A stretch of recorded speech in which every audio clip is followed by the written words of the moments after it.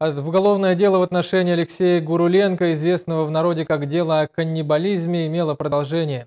Нерюнгринский городской суд признал мужчину виновным в причинении умышленного тяжкого и телесного вреда здоровью и приговорил его к 3 годам и 6 месяцам лишения свободы условно.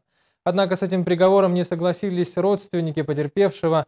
Терпевшая сторона и прокуратура города Нерюнгри обратились в Верховный суд, чтобы обжаловать приговор. Накануне Верховный суд рассмотрел это дело, суд признал Гуруленко виновным. Напомним, что 2 года назад Алексей Гуруленко и 2 его друга отправились в Амурскую область на рыбалку и пропали.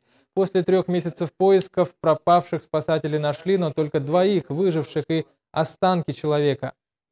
Верховным судом действия Гуруленко были переквалифицированы с части 1 статьи 111 Уголовного кодекса на часть 4 статьи 111 Уголовного кодекса Российской Федерации. В связи с этим мера наказания была существенно изменена, связана с лишением свободы, то бишь 12 лет лишения свободы с отбывания в исправительной колонии строгого режима.